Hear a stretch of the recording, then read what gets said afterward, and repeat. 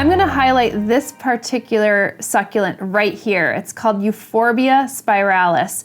And these are Euphorbia polygona, but I just wanted to show that I planted this in the same kind of habitat as my Euphorbia polygona. But if you look very closely, you could see that it is a different species.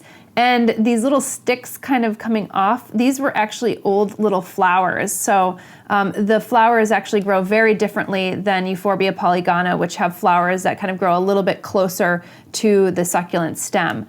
Euphorbia spiralis also has a different habitat. So this is found off the island of Socotra, which is part of the Republic of Yemen. So this is in the Indian Ocean and is very common growing in extremely rocky limestone substrate. So I'm actually giving this a very similar rocky substrate to my Euphorbia polygona and treating it in a very similar manner. This is in my southwest facing window, so it's getting a tremendous amount of light, and I'm watering it pretty much once a week, but this could withstand being not watered for quite some time, even in a southwest facing window. So, up to even 3 weeks. And part of that is because these succulent stems actually can constrict and expand, and they are just a big water storage unit right here.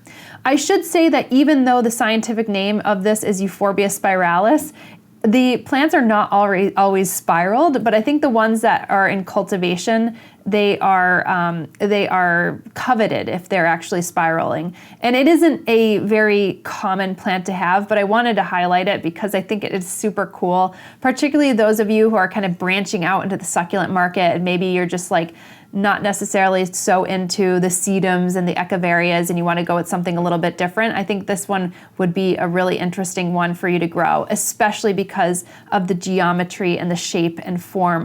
Because this is actually in my other collection of Euphorbia and it's in the same genus, I treat it very similarly as far as fertilizing goes. So if you're giving this a regular cacti or succulent fertilizer and you're doing that on a kind of monthly basis, or even if you get it down to an annual basis, if you're a little bit on the lazy side, these plants aren't going to complain. That's going to be just totally fine. So if you're looking for maybe a 247 or a 277, 347, or even organic fertilizer, then I think these plants will love you and probably have a much better time indoors than not necessarily being out in the wild. As far as propagation goes, they're very similar in the same way as the Euphorbia polygona. They will actually grow a little bit more of offsets and kind of spread that way. But actually this one hasn't been growing an offset, and I've actually had this for as long as I've had these Euphorbia polygona. So I'm not quite sure if it's just a little bit more reluctant, or maybe it's because I haven't given it a tremendous amount of space. But yeah, that is something that I actually noticed with this plant because I got these two plants around the same time. So probably around now 3 years. As far as pests go, I haven't had any pest pressures with these particular plants, which is really good to know. And as far as humidity goes, because I have these in my southwest facing windowsill, it gets a lot of intense light. The air is extremely dry, and that is actually perfect conditions for this plant.